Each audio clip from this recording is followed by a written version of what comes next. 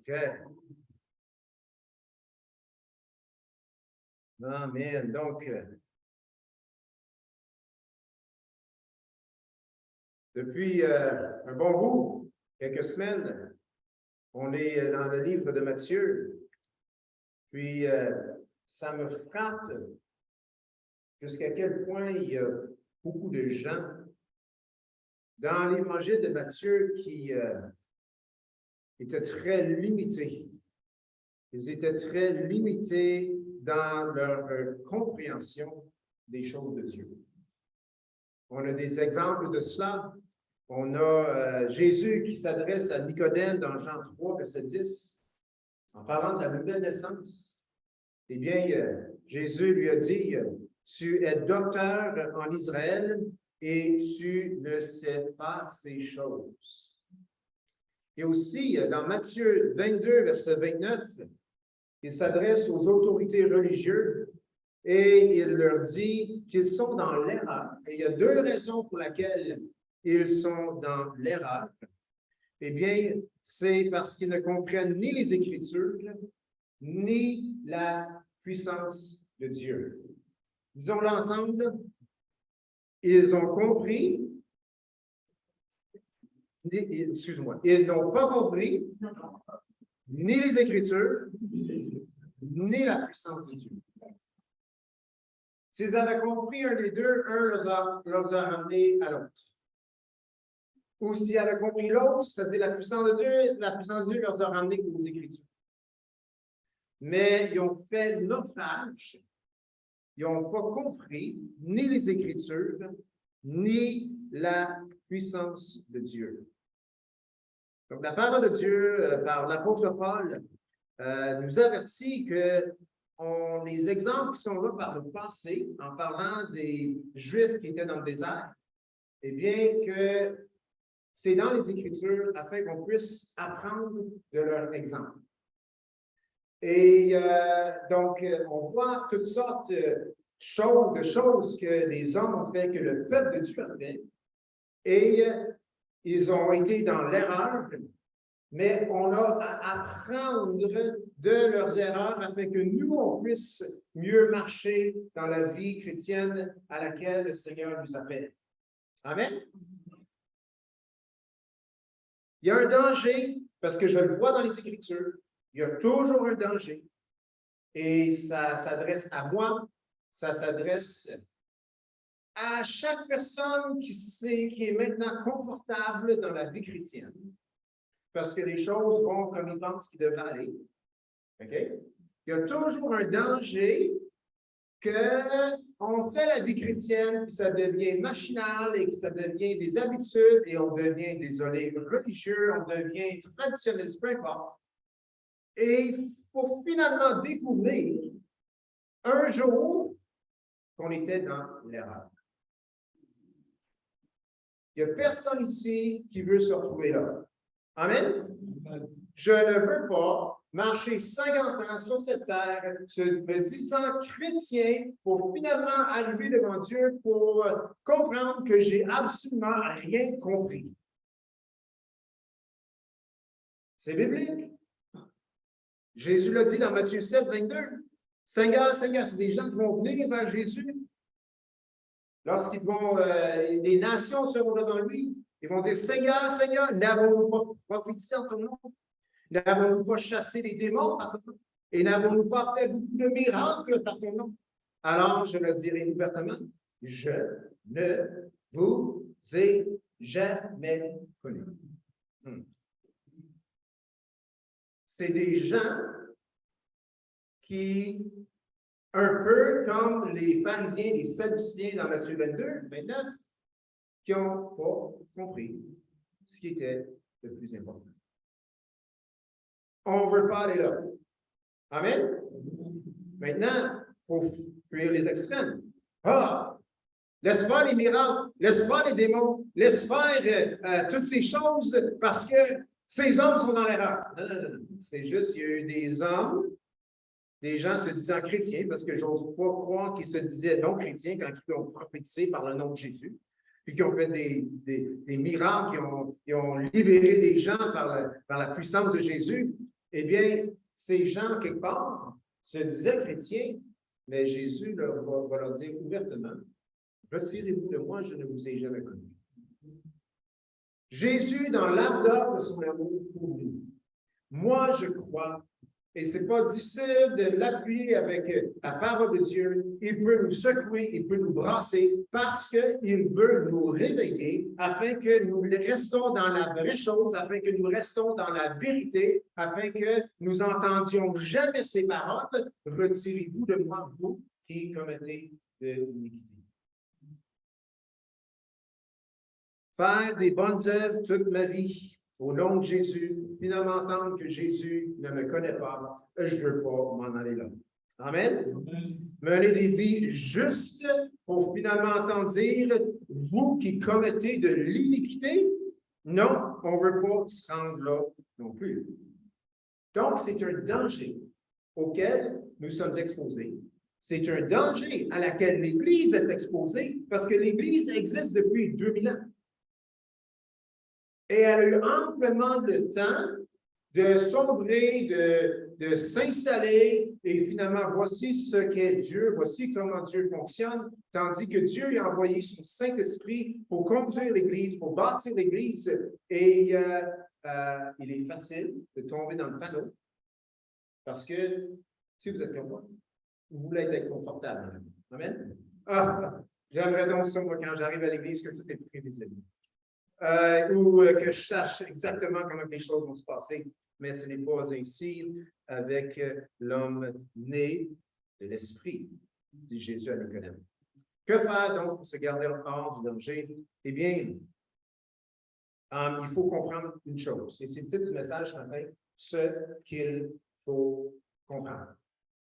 Il faut comprendre quelque chose d'extrêmement important afin d'éviter le danger de tomber dans le même panneau que bon nombre de gens, des bonnes personnes, remplies de bonne volonté, vont peut-être tomber dedans par le passé.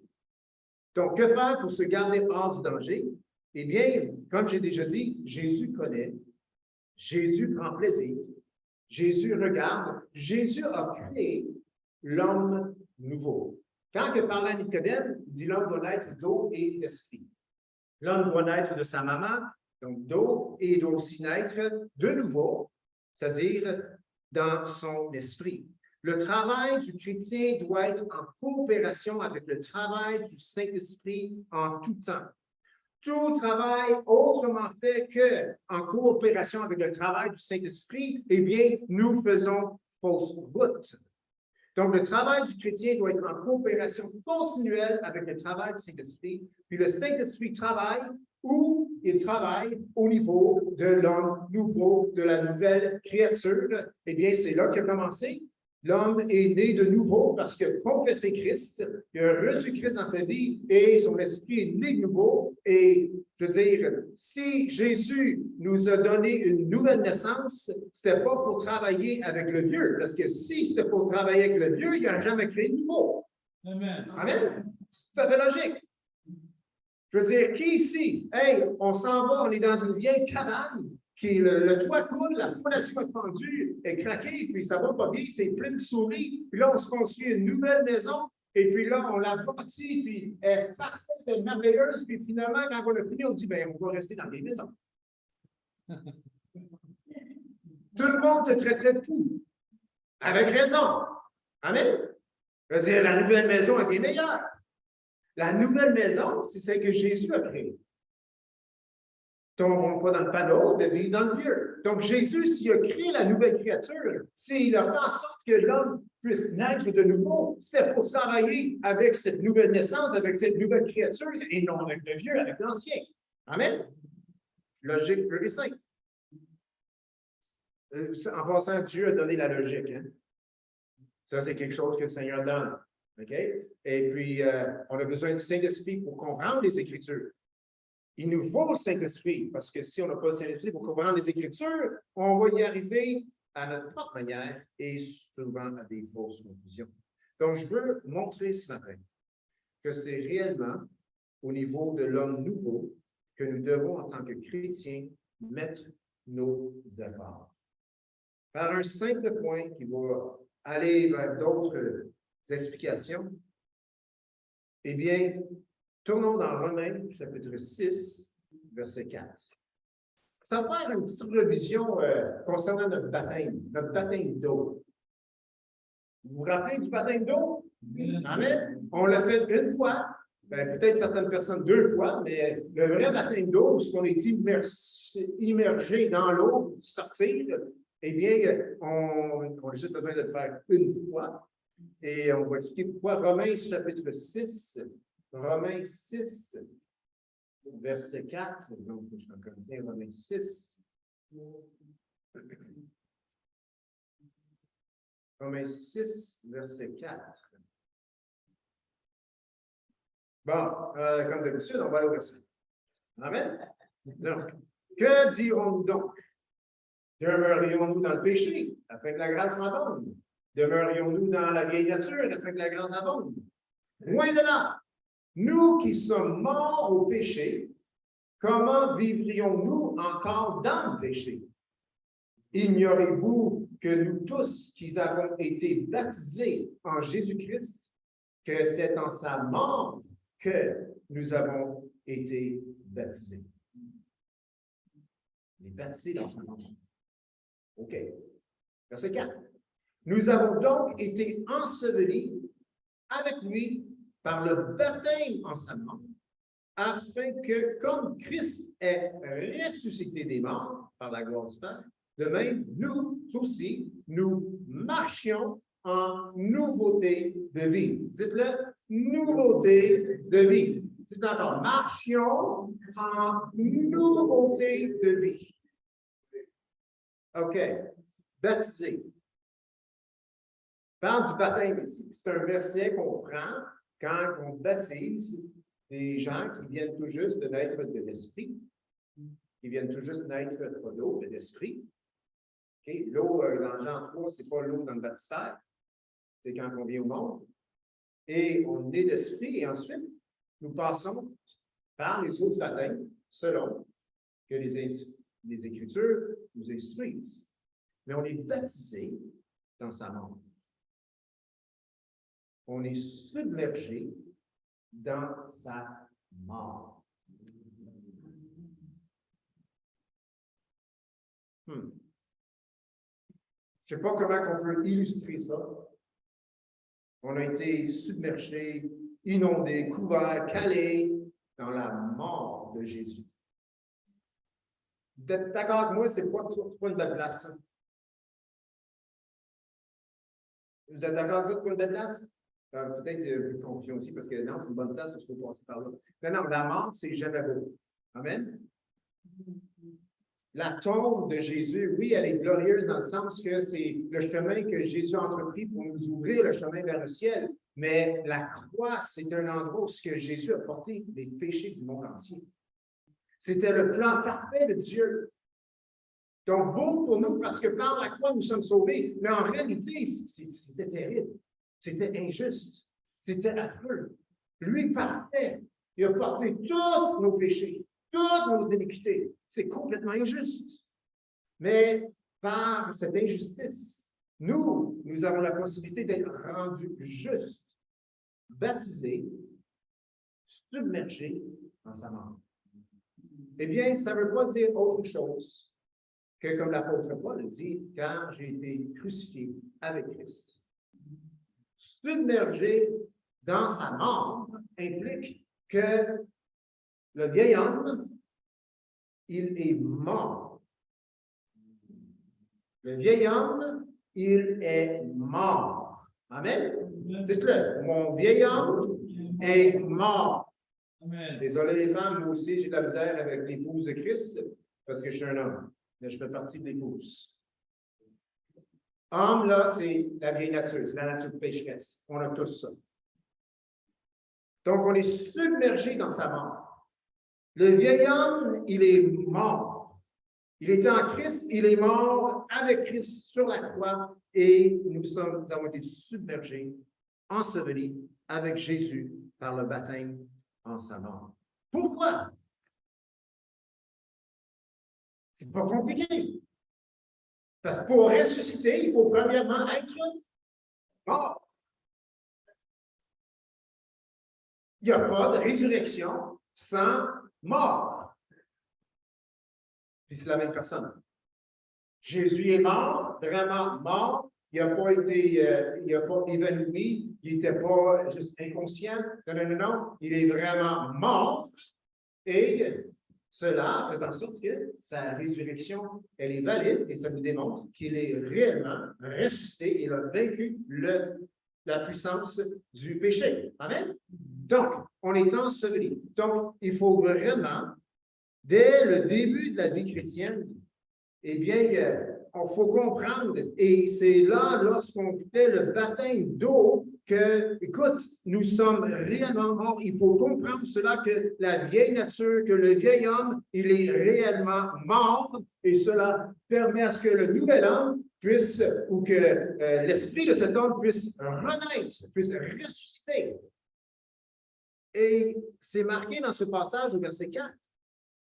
De même, nous aussi, à cause qu'on est baptisé en sa mort, afin que comme Christ est ressuscité des morts, donc comme Jésus est ressuscité des morts, eh bien, nous aussi, nous marchions en nouveauté de vie.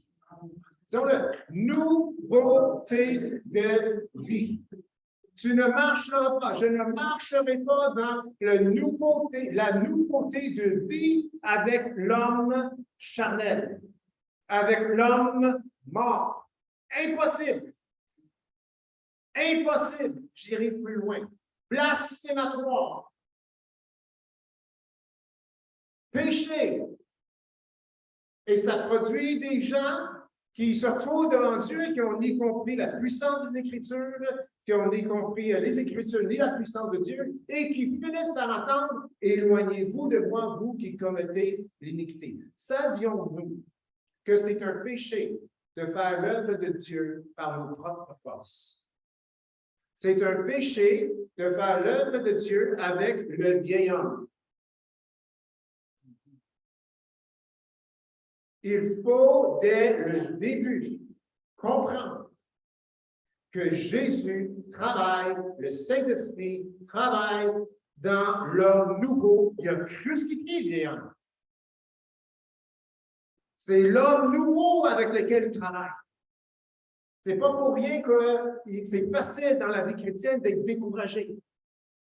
Parce qu'on essaie de faire la volonté de Dieu avec le vieil homme. On n'a pas compris, on n'a pas saisi que, non, c'est le nouvel homme qu'il faut adresser. Lui, il se nourrit de la parole de Dieu.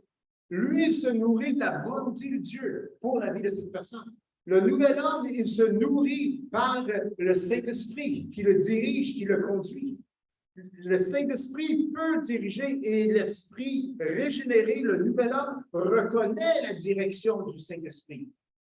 Ce n'est pas par ses émotions humaines qu'il est dirigé, non, c'est par l'homme nouveau qui est un en esprit avec le Seigneur, qui peut donc être dirigé par le Saint-Esprit. Il faut, dès le commencement, ce qu'il faut comprendre dès le début de sa vie chrétienne, puis si on a 20 ans dans la vie chrétienne, peut-être pour se le rappeler, ou peut-être pour le comprendre comme jamais auparavant, Jésus travaille avec l'homme nouveau. Amen.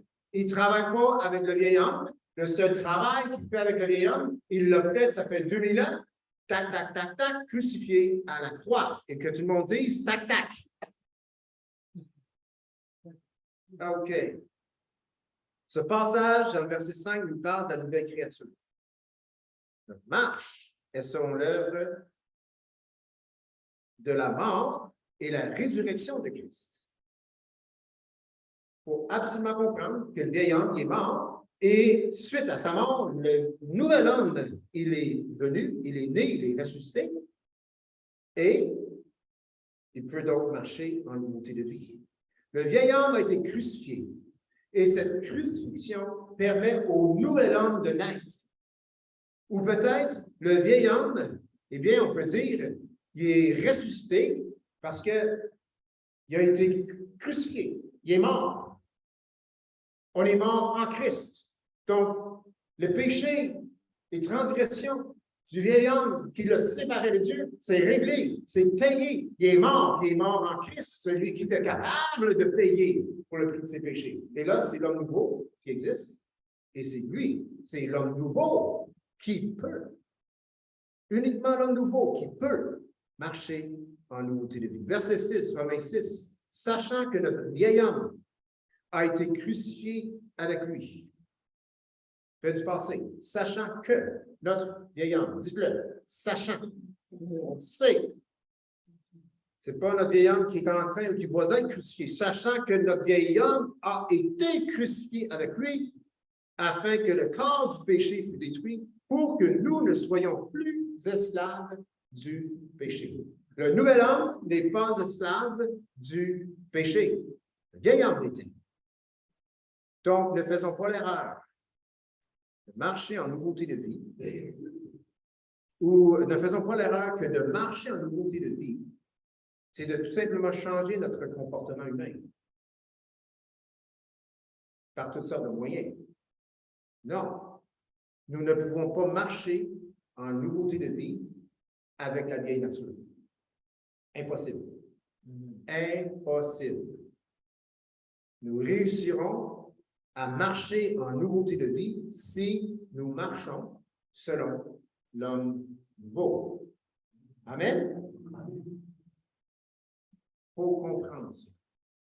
Je sais, je suis toujours dans mon corps charnel, physique comme chacun de nous. Et en ce corps habite l'homme nouveau. Je peux tenter de changer des choses par l'extérieur, mais ça ne marche pas. Ça, c'est d'aller selon la chair, selon le vieil homme.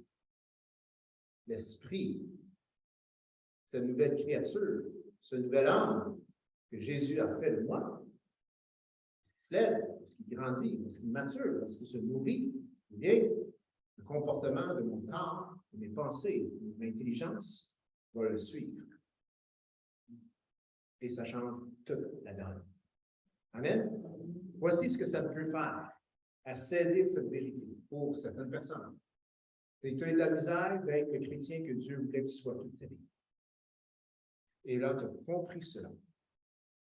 Et ça a finalement permis à ce que tu puisses marcher en nouveauté de vie, tu puisses marcher victorieusement, comme le Seigneur a fait. Amen? Je vous le dis. La raison que je peux vous dire, c'est que je l'ai vécu. Amen? Amen? Pour longtemps, j'ai essayé de faire des choses par mes propres forces. Et comme j'ai dit dans les dernières semaines, je ne suis pas fort. Fait que si moi, je vois selon mes propres forces, c'est voué à l'échec. Mais j'ai cette grâce, cette bonne nouvelle que Dieu a créée en moi, cet homme nouveau, et si j'instruis, si je nourris, et si je marche selon cet homme nouveau, toute la donne peut changer et a changé. Amen? C'est ça. Tout notre monde, là, ils ont besoin de voir les hommes nouveaux à l'œuvre. Amen. Ils n'ont pas besoin de voir les vieilles natures qui adoptent des valeurs, des standards moraux, bibliques à leur vieille nature. Parce qu'ils vont regarder ces gens-là, ils vont dire, eux, ce sont des contradictions à eux-mêmes. Et ils ont entièrement raison. Entièrement raison. Ne faisons pas l'erreur des Israélites. On parlait tantôt d'apprendre des erreurs du passé. Des gens avant nous, 1 Corinthiens, chapitre 10. Allons dans 1 Corinthiens, chapitre 10.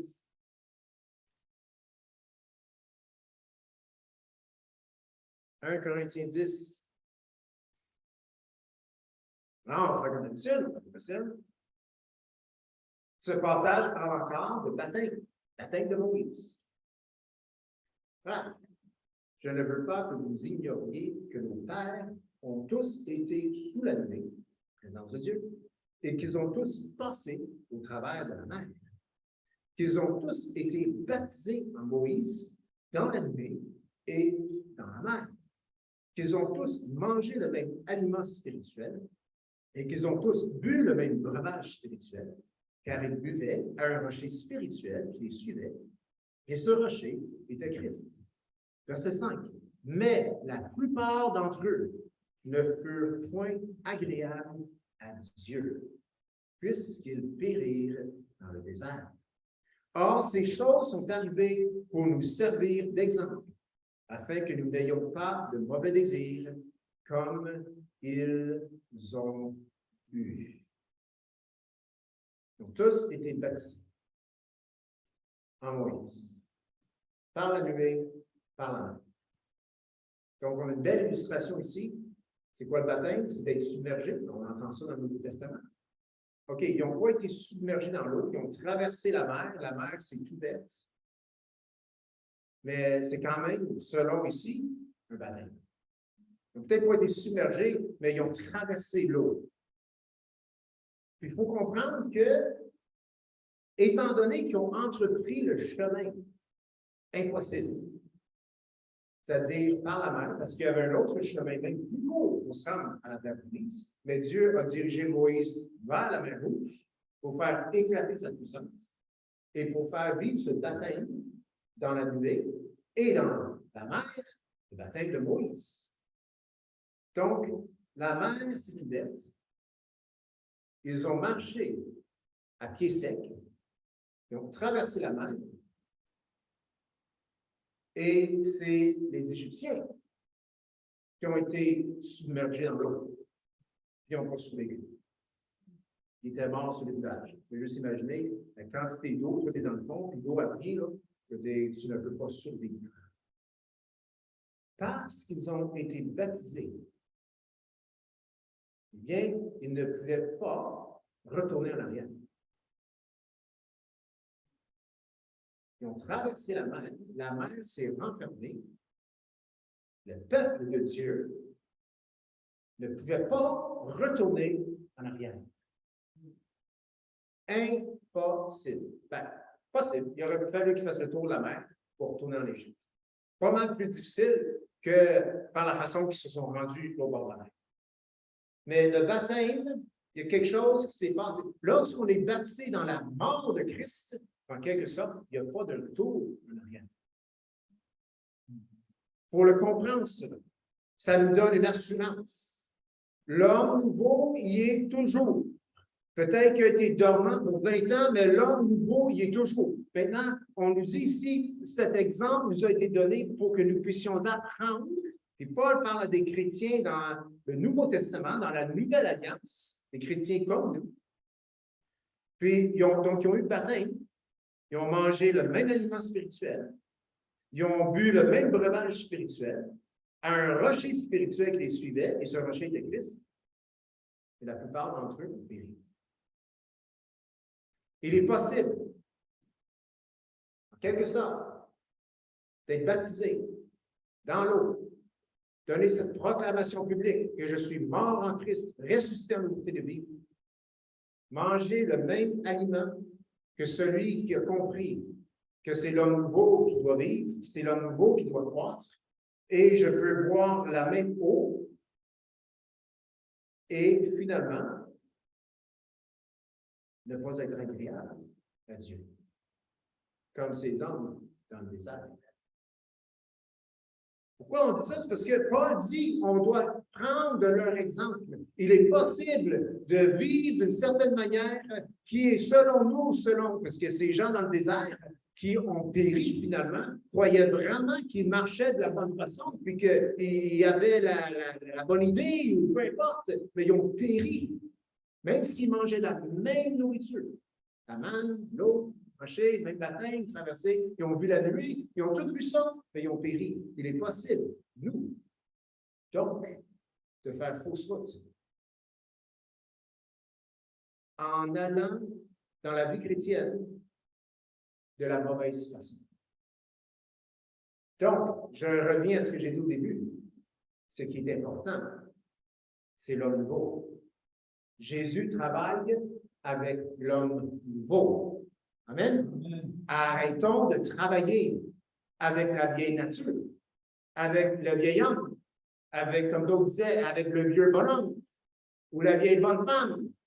Oublie ça, ça ne marchera pas. Jésus ne travaille même pas là. Travaillons avec l'homme nouveau. Donc, ne faisons pas l'erreur des Israélites. Ils ont tous été baptisés en Moïse. À cause de leur baptême, aucun retour n'était possible. À cause de leur baptême, ils s'étaient pris dans le désert. Ils étaient pris. Il y avait un chemin plus court pour se rendre en Canaan. Mais ils étaient pris dans le désert parce qu'ils ont traversé la mer Rouge, parce qu'ils ont été baptisés. Ils ont tous mangé la même chose, verset 3. Ils ont tous bu la même chose, verset 4. Ils n'ont pas été agréables à Dieu. Donc, ce n'est pas juste d'entendre, ce n'est pas juste de manger cette nourriture. Ces choses doivent être prises à la bonne place dans l'homme nouveau. Amen? Je crois que l'homme nouveau pouvait même exister dans l'Ancien Testament parce que Jésus est crucifié, il est mort depuis toute l'éternité, comme nous dit l'apôtre Paul. Et Moïse avait cet homme nouveau. Moïse n'aurait pas pu faire l'œuvre qu'il a fait avec son être charnel. Donc, ces hommes, cette génération dans le désert qui n'a pas été agréable à Dieu, eh bien, ils auraient pu l'être parce qu'ils avaient, comme cet homme Moïse qui était placé devant eux, établi comme libérateur, il aurait pu suivre son exemple, il aurait pu marcher à cette suite, il aurait pu écouter, mais ce n'est pas ce qu'ils ont fait. Hébreux 11, 27. Car c'est par la foi que Moïse quitta l'Égypte, sans être effrayé de la colère du roi, car il se montra ferme. Car il se montra ferme comme voyant celui qui est invisible. Moïse, dans son homme nouveau, pouvait voir celui qui est invisible. Notre homme nouveau est extrêmement conscient de la présence, de la puissance de Dieu. Amen. On ne voit pas avec nos yeux. Pas besoin de lunettes pour l'homme nouveau. Lorsqu'il est instruit, lorsqu'il grandit, lorsqu'il mature, il voit très clair. Amen. Il va voir les choses comme Dieu le voit. Moïse, c'est par la foi qu'il a quitté l'Égypte sans être effrayé. Je suis né à la conclusion que c'est la deuxième fois qu'il a quitté l'Égypte. C'est la première, je pense qu'il a eu peur. On lit l'histoire, il a tué l'Égyptien qui avait tué un de ses frères. Là, Hérode, non, pas Hérode, ça c'est une Pharaon, il a su que Moïse avait tué un de son peuple. Mais là, il était après Moïse, et Moïse est parti à course, il avait peur. Mais quand il est retourné, il a fait face au Pharaon. Retourner avec l'homme nouveau, quoi. Retourner rempli de la puissance de Dieu. Retourner avec l'appel que Dieu avait placé sur sa vie. Retourner en marchant par la foi. Eh bien, il n'a pas eu peur de Pharaon. Il n'a pas eu peur de Pharaon cette fois-là. Même quand Pharaon et toute son armée étaient en train de poursuivre dans le désert, Moïse, il n'a pas perdu le pédale. S'il avait perdu le pédale, ça leur aurait été mal. Il s'est tenu ferme. Il a pris son bâton. La mer s'est ouverte. Le peuple a traversé et Dieu a été glorifié. Le peuple dans le désert, s'ils avaient suivi Moïse, s'ils avaient écouté Moïse, ça leur aurait changé toute la donne.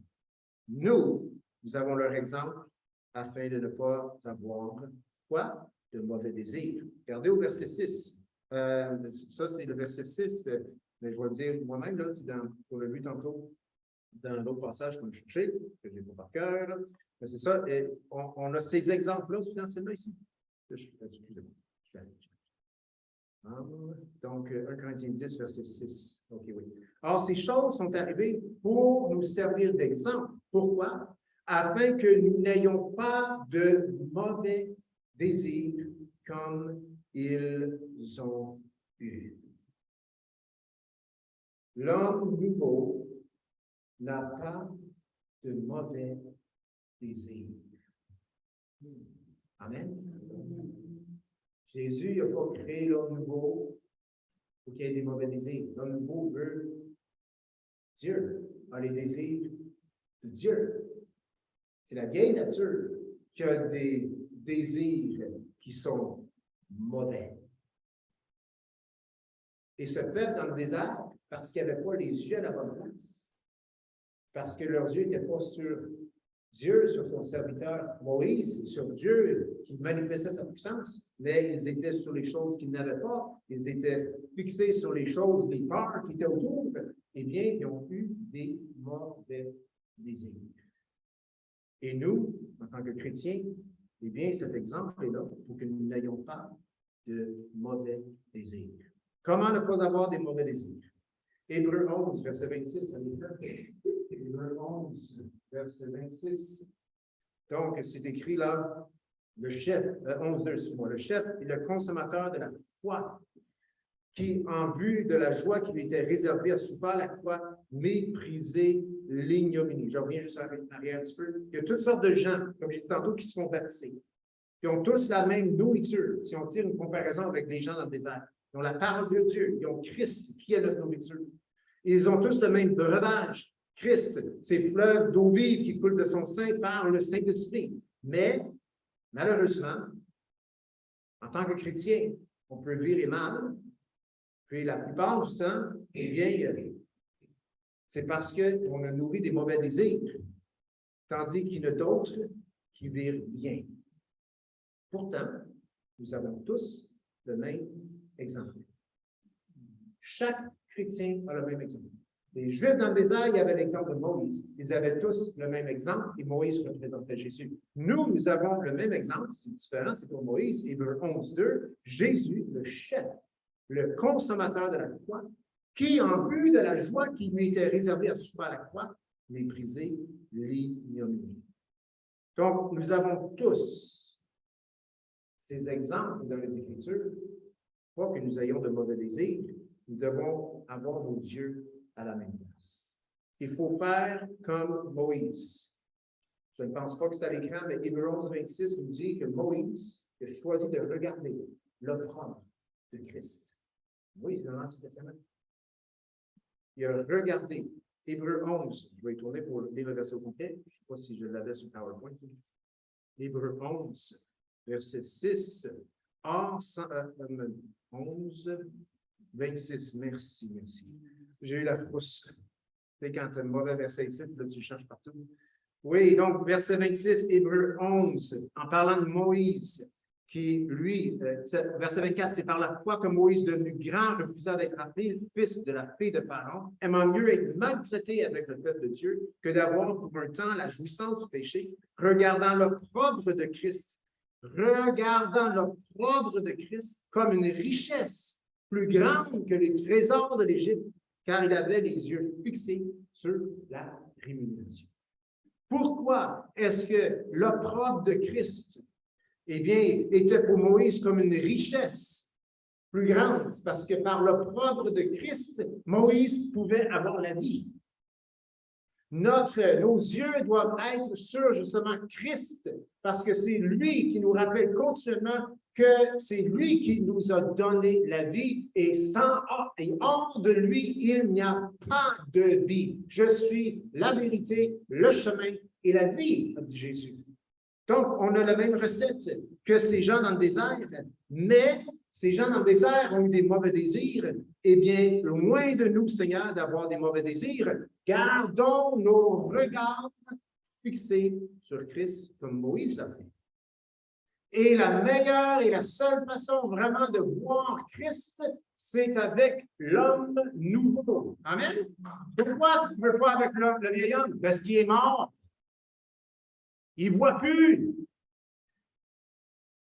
C'est la nouvelle créature qui peut voir. On a chanté « Ouvre les yeux de nos cœurs ». Ce n'est pas le vieux cœur qui peut ouvrir les yeux. C'est le cœur de l'homme nouveau qui doit voir, qui doit maturer afin qu'il puisse voir.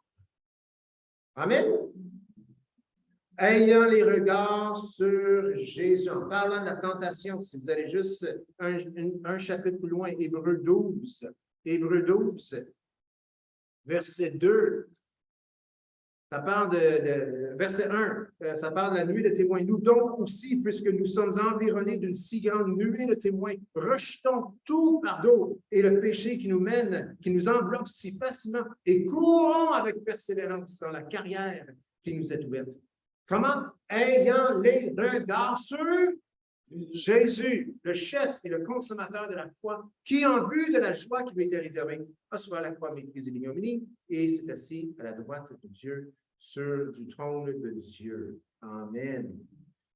Donc, pour ne pas avoir de mauvais désirs, ce qu'on a vu, selon les exemples du passé, on peut avoir de la bonne nourriture, on peut avoir de la bonne eau, On peut avoir les bons exemples devant nous, autour de nous. On a l'exemple de Jésus et on peut finir avec des mauvais désirs. Mais on n'a pas les gars. Donc, on regarde nos yeux et il faut comprendre que ce que l'on voit amène des idées. Amen. Les films qu'on regarde, ça nous amène des idées. Amen. Les jeux vidéo Xbox ou Xbox, je ne sais pas c'est quoi, là, on a jamais chez nous, là. OK? D'ailleurs, le nom, il est bon. Xbox. Get it out. C'est pour ça qu'il y a des tueries dans le monde aujourd'hui. Parce que ces enfants ont vu des choses. Ça a mis des pensées. Ça a amené des comportements. Ça a amené des meurtres. Et toutes sortes de choses. C'est pas difficile à comprendre que ce qu'on regarde instruit ou dicte le comportement. Amen. Si nous regardons Christ, si nous avons les yeux fixés sur Christ, l'homme nouveau n'agira pas. Il n'est pas capable de le voir. Et il est juste rappelé qu'il est mort, crucifié, ça fait longtemps. Mais l'homme nouveau, ayant les regards sur Jésus, se lève, il croit, c'est à unité, c'est-à-dire il mature, il grandit, il se développe, et tu as là un chrétien qui marche en nouveauté de vie. Amen. Et la raison qu'il peut marcher en nouveauté de vie, c'est parce qu'il a été baptisé dans la mort de Christ. Parce que le vieux bonhomme, il est mort avec Christ. Et donc, le nouveau est ressuscité et peut marcher en nouveauté de vie. Et je suis content que c'est vraiment en nouveauté de vie, hein, puis pas en vieille vie. Le mot est là, nouveauté de vie. Quoi d'autre est-ce qu'on peut faire pour ne pas avoir des mauvais désirs? Je pense qu'on comprend, si la pensée n'est pas là, il y a rien qui va arriver. Je veux dire, pourquoi tu as été chercher la pizza? La pensée, désir, avec goût, pensée. Pourquoi que tu as réagi en colère? C'est parce qu'il y a des pensées, tu as pu comprendre des choses, peut-être de la mauvaise façon, je ne sais pas, puis là, il y a une colère. Toute l'abondance du cœur, la bouche parle, les pensées, c'est rempli de l'abondance du cœur, des choses qu'on entend, c'est les pensées qui sont là. Donc, si la pensée n'est pas là, si l'intelligence, elle est renouvelée, il faut comprendre que le comportement, il est tout autrement. Amen? Donc, l'apôtre Paul, dans 1 Corinthiens 10, je pense qu'on était pas mal là, on a reculé un petit peu, 1 Corinthiens 10,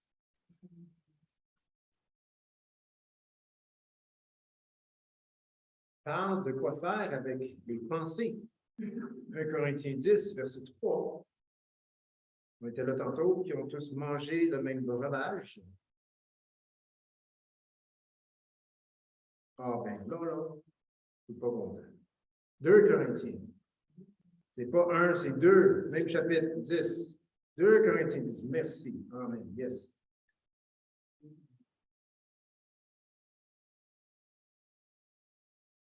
Verset 3. 2 Corinthiens 10, 3. Car si nous marchons dans la chair, nous ne combattons pas selon la chair. Que veut dire pour Paul ici? Il est juste en train de dire, je vis dans un corps charnel. J'ai 2 pieds, j'ai 2 bras, j'ai une tête, j'ai un cerveau. Puis à l'intérieur de ce corps charnel, c'est mon esprit, mon nouvel homme. Puis il dit, mais si nous marchons dans la chair, avec notre corps, c'est pas parce qu'il marche de manière charnellement, mais marche dans la chair, dans le physique, eh bien, il dit, si on marche comme ça ne veut pas dire que nous combattons selon la chair. Verset 4. Car les armes avec lesquelles nous combattons ne sont pas charnelles, mais elles sont puissantes par la vertu de Dieu pour renverser les forteresses. Nous renversons les raisonnements de toute hauteur qui s'élèvent contre la connaissance de Dieu. Et nous amenons toute pensée captive à l'obéissance de Christ. Pour ne pas avoir de mauvais désirs, eh bien, nos pensées doivent être amenées à être captives de Christ. Le vieil homme ne peut pas le faire parce qu'il aime ses pensées. Il chérit ses pensées. Il va développer des plans pour exécuter ses pensées.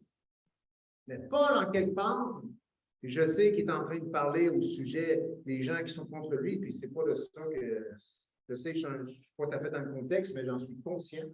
Okay? Mais si Paul a compris qu'il doit amener toute pensée captive à l'obéissance de Christ, c'est parce qu'il a aussi compris que pour lui-même, il devait amener toute pensée qu'il avait à être captive de Christ. Amen. Amen. C'est le nouvel homme qui peut faire ça. Parce que le nouvel homme plaît à Dieu. Le nouvel homme ne veut pas ses mauvais désirs. Le nouvel homme ne veut pas ses mauvaises pensées. Et il a le pouvoir parce qu'il est esprit. Et ce qui est esprit peut s'unir avec ce qui est esprit. Nous sommes un. Nous sommes unis en esprit avec le Seigneur. 1 Corinthiens 6, 17, je crois. C'est quelque chose de vrai. Hein? Celui qui s'attache au Seigneur est un seul esprit avec lui. L'homme nouveau peut s'unir avec Dieu parce que les deux sont esprits. Je ne peux pas m'unir avec Dieu avec mon corps charnel, mais avec mon esprit, mon homme nouveau, je peux. Donc, je peux emmener toutes ces pensées à captive à l'obéissance de Jésus-Christ. Et c'est l'homme nouveau qui doit le faire. Et les mauvaises pensées, les mauvais désirs prennent le bord et nous sommes remplis donc de la pensée de Christ. Des désirs de Christ, de la volonté de Christ. Et l'homme nouveau peut accomplir la volonté de Christ, inspirer des pensées de Christ. Et d'ailleurs, c'est écrit ailleurs que nous avons la pensée de Christ. Amen? C'est l'homme nouveau qui l'a. Donc, on se fait baptiser dans l'eau, disant en déclarant ce qui est arrivé. C'est-à-dire, je suis venu au Seigneur, je suis sauvé. Mais vraiment, on est en train de déclarer qu'on a été baptisé dans la mort de Jésus. Et ça, c'est un événement du passé. Et lorsqu'on sort de l'eau, on est en train de faire une déclaration de ce que nous allons faire. Marcher selon l'homme ressuscité. Marcher selon l'homme nouveau. Marcher selon l'esprit nouveau, l'esprit que le Seigneur nous a donné en nous faisant naître de nouveau. Dès le début. Je suis en train de préparer les choses parce qu'il va y avoir des nouvelles personnes qui s'ajoutent à l'Église. Amen. Il faut les partir sur bon pied. Amen. Bon. Et Seigneur, on ne peut pas les partir dans le sens qu'on va vous améliorer. Non, non. Jésus vous a crucifié. Et là, on va vous enseigner, selon la parole de Dieu, à marcher en nouveauté de vie. Amen. C'est quelque chose de pareil de se faire dire que tu t'es fait crucifier. Mais c'est une réalité biblique. On oublie si souvent. Il faut s'en rappeler, parce que ça nous amène à ce qui est important, à ce qu'on doit comprendre, c'est-à-dire, c'est l'homme nouveau. C'est là que se fait le travail. Donc, pour terminer, un petit rappel. Faisons attention, on peut tomber dans l'erreur. Nicodème, docteur en Israël, n'avait pas compris ces choses. C'est Jésus qui l'a reproché de ne pas avoir compris ces choses. Il a reproché aux pharisiens, aux sadducéens, parce qu'ils ne croyaient pas, certains d'entre eux ne croyaient pas en la résurrection des justes et des injustes. Tandis que l'autre groupe, oui. Mais pour les deux groupes, Jésus a dit, vous êtes dans l'erreur, parce que vous ne comprenez ni les Écritures, ni la puissance de Dieu. C'est l'homme nouveau qui peut comprendre les Écritures avec l'aide du Saint-Esprit. C'est l'homme nouveau qui peut comprendre la puissance de Dieu, parce que l'homme nouveau, là, il sait qu'il est le fruit d'une résurrection. Amen. Notre corps physique n'a pas poussé encore. L'homme nouveau le veut, lui. Lui, il comprend la puissance de Dieu. Ça change complètement cette perspective de la vie chrétienne.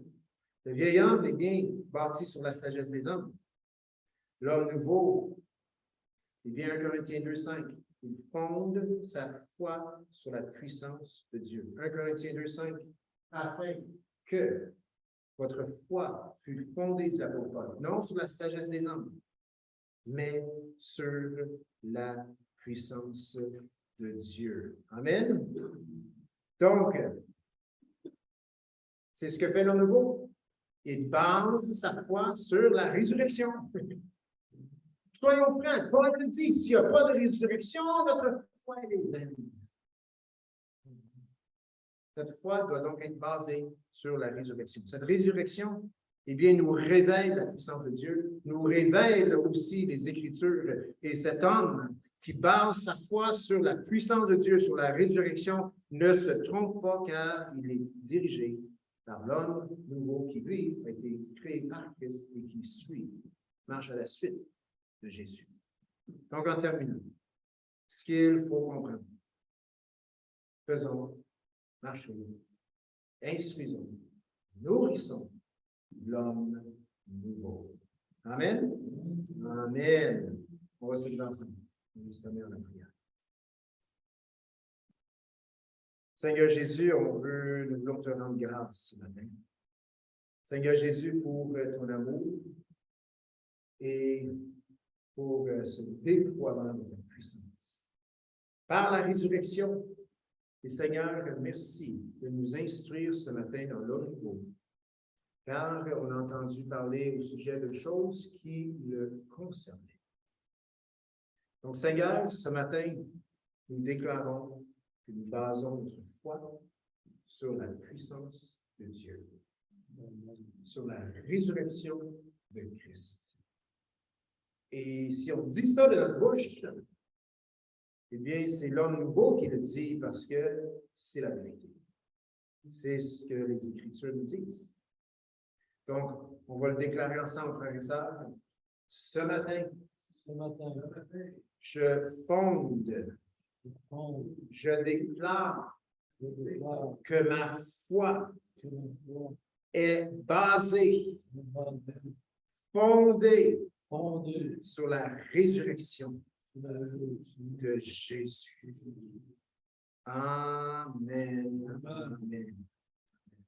Donc, allons-y. Marchons avec le nouveau. Amen. Une bonne semaine à tous. Tout en passant, juste pour que personne ne soit surpris, le piano quitte mercredi. Donc, les déménageurs du piano s'en viennent.